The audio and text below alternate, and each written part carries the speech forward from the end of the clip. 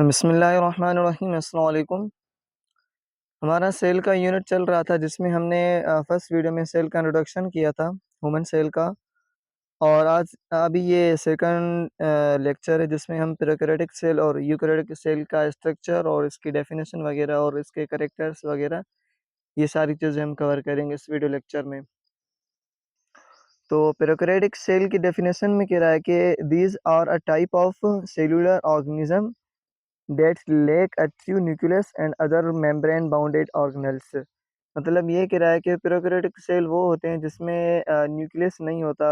Main चीज़ तो ये होती है कि उसमें लेक ऑफ न्यूक्लियस होता है और उसके अलावा मेम्ब्रेन बाउंडेड ऑर्गेनेल्स कौन से होते हैं जिसमें एक तो न्यूक्लियस आ जाता है और दूसरा माइटोकॉन्ड्रिया आ जाता है। ये बेसिकली अगर एनिमल सेल को देखेंगे ना हम, तो ये उसमें होते हैं और इसके अंदर एक अलग मेम्ब्रेन होती है जिसमें बहुत सारी चीज़ें हो रही होती हैं। जैसे न्यूक्लियस के अंदर डीएनए वगैरह होता है और माइटोकॉन्ड्रिया के अंदर भी एक मेम्ब्रेन होती है जिसके अंदर सेल की रेस्पिरेशन हो रही होती है। तो ये चीज़ इसमें मतलब एब्सेंट होती है, नहीं होती है प्रोकैरियोटिक सेल में, जिसमें मतलब मेम्ब्रेन बाउंडेड ऑर्गेनेल्स नहीं होता और इसकी स्ट्रक्चर वगैरह बिल्कुल सिंपल सी होती है।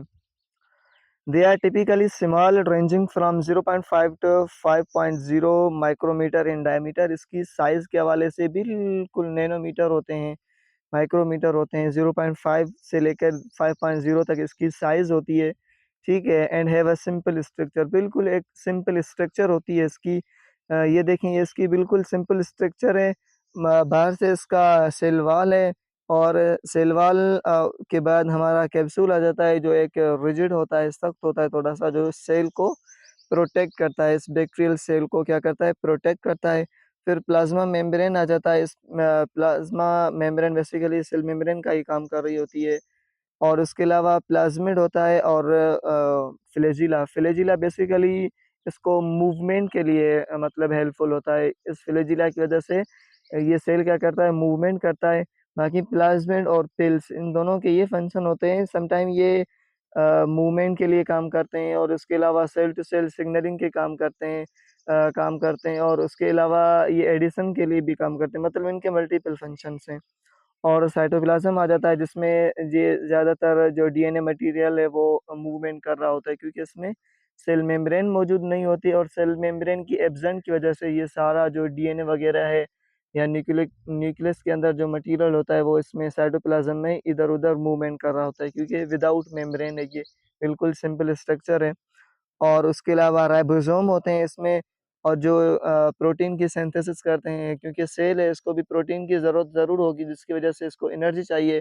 तो ये राइबोसोम इसकी प्रोटीन की प्रोडक्शन करते हैं और साइटोप्लाज्म ये जो इसमें मौजूद होते हैं ये सारी चीज़ें। तो बिल्कुल सिंपल स्ट्रक्चर होती है इस प्रोकैरियोटिक सेल की। लेकिन ये अगर देखा जाए डिज़ीज़ के हवाले से तो ये बहुत जो है ना हाई इफ़ेक्ट करते हैं। किसी को भी अगर कोई डिज़ीज़ हो जाए, बैक्टीरियल इन्फेक्शन हो जाए, तो हत्ता कि इतना हो जाता है कि इवन किसी भी बंदे की डेथ भी हो जाती है। तो ये डिज़ीज़ के हवाले से इतने डेंजरस हैं, लेकिन इसकी स्ट्रक्चर बिल्कुल सिंपल है। तो इसके कैरेक्टर के हवाले से पढ़ेंगे। लैक ऑफ न्यूक्लियस, इसमें न्यूक्लियस नहीं होता और जो जेनेटिक मटेरियल वगैरह होता है, डीएनए, वो मेम्ब्रेन के अंदर क्लोज़ नहीं होता, यानी ये न्यूक्लियस में इधर-उधर मूवमेंट कर रहा होता है, ठीक है? मतलब इसमें न्यूक्लियस की मेम्ब्रेन नहीं होती, जिसको हम ट्रू न्यूक्लियस कहते हैं, जो कि एनिमल सेल में मौजूद होता है। ट्रू न्यूक्लियस जिसमें मेम्ब्रेन मौजूद होती है, तो वो यहाँ पे ये मेम्ब्रेन नहीं मौजूद होती। और सिंगल सेल होता है, सिंगल सेल्ड ऑर्गेनिज्म, मतलब एक सिंगल सेल होता है। इसमें कोई 2 सेल नहीं होते, 3 सेल नहीं होते। जैसे एनिमल सेल में लाखों, अरबों, खरबों सेल बन के एक ह्यूमन बॉडी बनती है, एक ऑर्गन बनता है। तो ये सारे सेल मिलके एक ऑर्गन और एक सिस्टम बनाते हैं। तो यहाँ पे ये चीज़ नहीं है, यहाँ पे ये सिर्फ़ अकेला एक सेल है, ठीक है? सिर्फ़ एक सेल जिसकी साइज़ है 0.5 से लेके 5.0 नैनोमीटर डायमीटर इसकी साइज़ है। और सिंपल स्ट्रक्चर है। सिंपल स्ट्रक्चर किस वजह से है? क्योंकि इसके अंदर मेम्ब्रेन बाउंडेड ऑर्गेनेल्स नहीं है, न्यूक्लियस नहीं है और माइटोकॉन्ड्रिया नहीं है, क्योंकि ये इनके अंदर फिर अलग अपने फंक्शन होते हैं, जो कि हम एनिमल सेल में पढ़ेंगे। माइटोकॉन्ड्रिया के अंदर अलग फंक्शन हो रहा होता है और न्यूक्लियस के अंदर अलग फंक्शन हो रहा होता है, क्योंकि इसके अंदर एनिमल सेल में सेल मेम्ब्रेन होती है, जो कि यहाँ पे एब्सेंट होती है प्रोकैरियोटिक सेल में। और cell wall, they have cell wall, इसमें सेल वॉल मौजूद होती है, जो कि एनिमल सेल में नहीं होती। यूँ कह लें कि यूकेरियोटिक सेल में नहीं होती। जब भी मैं बोलूँ एनिमल सेल तो आप समझें ये मैं यूकेरियोटिक सेल के हवाले से बोल रहा हूँ, सही है?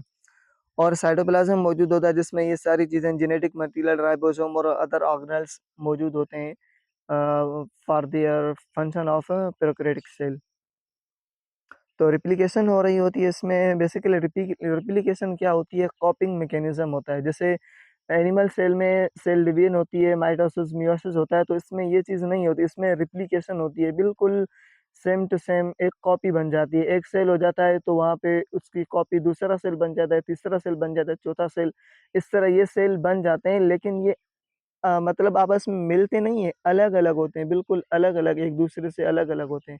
तो ये इसमें रेप्लिकेशन होती है और ये रेप्लिकेशन लाखों, अरबों, खरबों में भी हो जाती है, तो ये डिज़ीज़ क्रिएट करवाते हैं, ठीक है? लेकिन ये बात समझने ये इकट्ठे नहीं होते, अलग-अलग होते हैं। फिर एग्ज़ाम्पल देखते हैं, बैक्टीरिया में आ जाता है, इकोला बैक्टीरिया आ जाता है, बैसिलस सबटाइटल्स ये आ जाते हैं बैक्टीरिया में और भी बहुत सारे टाइप्स हैं बैक्टीरिया के जो कि प्रोकैरियोटिक सेल में आ जाते हैं। फिर अर्चिया में हमारा मेथोनजेनस आ जाता है, थर्मोफाइलस आ जाता है, ये भी टाइप हैं मतलब प्रोकैरियोटिक सेल के, ये एग्ज़ाम्पल के हवाले से हैं। फिर हम आते हैं यूकेरियोटिक सेल में। Eukaryotic cell are a type of cellular organism that possess a true nucleus and other membrane bounded organelles। इसमें मतलब एक ट्रू न्यूक्लियस होता है, सेल के बाहर सेल मेम्ब्रेन होती है, फिर साइटोप्लाज्म होता है, उस साइटोप्लाज्म के अंदर न्यूक्लियस मौजूद होता है, उस न्यूक्लियस के बाहर से न्यूक्लियर मेम्ब्रेन होती है जिसमें जिसकी मदद से जो न्यूक्लियस के अंदर जो मटेरियल होता है लाइक राइबोसोम हो गया जिसमें डीएनए और ये सारी चीज़ें मौजूद होती हैं, तो वो साइटोप्लाज़्म में नहीं आती। तो ये न्यूक्लियस के अंदर ही मौजूद होती हैं, लेकिन समटाइम जब सेल डिवीज़न हो रही होती है, तो ये न्यूक्लियर मेम्ब्रेन एब्सेंट हो जाती है, मतलब डिसअपीयर हो जाती है, ऐसा समझें। फिर ये जो न्यूक्लियस के अंदर जो मटीरियल होता है, वो बाहर आ जाता है साइटोप्लाज़्म में। फिर वहाँ पे मतलब क्या होती है, सेल डिवीज़न होती है, डुप्लीकेशन होती है राइबोसोम में। तो जब सेल डिवीज़न कंप्लीट हो जाती है, फिर न्यूक्लियर के ऊपर cell membrane sorry nuclear membrane आ जाती है और न्यूक्लियस अलग हो जाता है। मतलब अलग कैसे हो जाता है? साइटोप्लाज़्म से अलग हो जाता है, उसका अपना मटीरियल उस न्यूक्लियर मेम्ब्रेन के अंदर ही होता है, जिसको हम न्यूक्लियस कहते हैं। They are typically larger and more complex than prokaryotic cell ranging from 10 to 100 micrometre. ऐसा इसकी साइज़ भी लार्ज होती है प्यूरोकैरियोटिक सेल की। प्यूरोकैरियोटिक सेल की साइज़ 0.5 से लेके 5 से लेके 5.0 तक, लेकिन इसकी साइज़ है 10 से लेके 100 माइक्रोमीटर्स तक है। तो इसकी साइज़ भी थोड़ी इनसे लार्ज है, थोड़ी नहीं बल्कि बहुत लार्ज है। तो ये आपका एनिमल सेल है। तो इसको हम मज़ीद इस वीडियो में डिस्कस नहीं करेंगे इसके पार्ट्स के हवाले से। जैसे इसका पार्ट्स है सेल मेम्ब्रेन है और उसके अलावा साइटोप्लाज़्म है और उसके अलावा न्यूक्लियस है। न्यूक्लियर के अंदर जो न्यूक्लियर मेम्ब्रेन है, न्यूक्लियोप्लाज़्म है, न्यूक्लियर ये सारी चीज़ें हम यहाँ पे डिस्कस नहीं करेंगे क्योंकि ये जो यूनिट हमने स्टार्ट किया है बेसिकली इसके हवाले से ही स्टार्ट किया है कि इन चीज़ों को हम अलग-अलग वीडियोज़ में बड़ी डिस्कस करके डिटेल में पढ़ेंगे। तो प्यूरोकैरियोटिक से एक शॉर्ट था तो उसको डिटेल में पढ़ लिया। अब इसको हम मज़ीद डिटेल में पढ़ के इस पे मज़ीद वीडियोज़ अपलोड किए जाएँगे, ठीक है? तो सिंपल इसके कैरेक्टर देख लेते हैं कि इसमें ट्रू न्यूक्लियस होता है, मेम्ब्रेन बाउंडेड ऑर्गेनेल्स होते हैं जिसमें हमारा माइटोकॉन्ड्रिया हो जाता है, न्यूक्लियस हो जाता है और लार्ज साइज़ होती है, कॉम्प्लेक्स स्ट्रक्चर होती है। कैसे कॉम्प्लेक्स होती है? इसके अंदर न्यूक्लियस होता है, फिर न्यूक्लियस के अंदर जेनेटिक मटीरियल होता है और उसमें डीएनए होती है, क्रोमोसोम होते हैं, ये सारी चीज़ें मौजूद होती हैं और इसके अलावा इसमें साइटोप्लाज़्म होता है, साइटोप्लाज़्म में और बहुत सारे ऑर्गेनेल्स होते हैं, उसमें तो सिर्फ़ राइबोसोम ही था साइटोप्लाज़्म के अंदर और इसके अलावा कुछ डीएनए मटीरियल था, लेकिन यहाँ पे राइबोसोम होता है, endoplasmic reticulum, mitochondria, Golgi bodies ये सारी चीज़ें होती हैं, इसलिए इस सेल को क्या कहते हैं? कॉम्प्लेक्स स्ट्रक्चर कहते हैं, कॉम्प्लेक्स सेल कहते हैं इसको। क्योंकि इसमें बहुत सारी चीज़ें मौजूद होती हैं और साइटोप्लाज़्म होता है जिसमें ये सारी चीज़ें हो रही होती हैं। इसमें साइटोप्लाज़्म में एक जेली लाइक मटीरियल होता है बेसिकली। तो इस जेली लाइक मटीरियल क्यों होता है? क्योंकि इसके अंदर जो सेल होते हैं ना वो आपस में मतलब जो चीज़ें होती हैं जैसे माइटोकॉन्ड्रिया है, राइबोसोम है, एंडोप्लाज़्मिक रेटिकुलम है, गोल्गी बॉडीज़ हैं, ये सारी चीज़ें मौजूद होती हैं। तो ये जो साइटोप्लाज़्म के अंदर जेली लाइक मटीरियल इसलिए होता है कि ये चीज़ें आपस में टकराएँ ना। अगर टकराएँगी तो आपस में ये रप्चर होंगी, रप्चर होने की वजह से सेल का जो नॉर्मल फंक्शन है वो एबनॉर्मल हो जाएगा, उस एबनॉर्मल फंक्शन की वजह से सेल की डेथ हो जाएगी, फिर हमारी सेल जो है ना वो डेथ होना स्टार्ट हो जाएँगे। तो ये हमारे बॉडी के लिए भी एक ऐसा समझें कि नुकसान है, तो इस वजह से साइटोप्लाज़्म के अंदर साइटोप्लाज़्मिक मतलब जेल लाइक मटीरियल होता है, फ्लूइड होता है, जिसकी वजह से हमारे सेल के अंदर जो साइटोप्लाज़्म के अंदर जो ऑर्गेनेल्स होते हैं वो बिल्कुल सेफ होते हैं। इस एग्ज़ाम्पल में हम देखते हैं कि एनिमल सेल आ जाता है जिसमें ह्यूमन आ जाता है, एनिमल आ जाता है और समटाइम इंसेक्ट आ जाते हैं, ठीक है? और प्लांट्स में भी यूकेरियोटिक सेल होता है, जिसमें ट्रीज़, फ्लावर वगैरह आ जाते हैं। फंजाई सेल में भी यूकेरियोटिक सेल होते हैं और इसके अलावा प्रोटिस्ट में भी प्रोटोज़ोआ, अलजी, यीस्ट, मशरूम ये सारी चीज़ें आपको यूकेरियोटिक सेल्स में मिलेंगी। ठीक है, तो होपफुली आपको आज का ये वीडियो लेक्चर प्रोकैरियोटिक सेल और यूकैरियोटिक सेल क्लियरली समझ में आ गया होगा।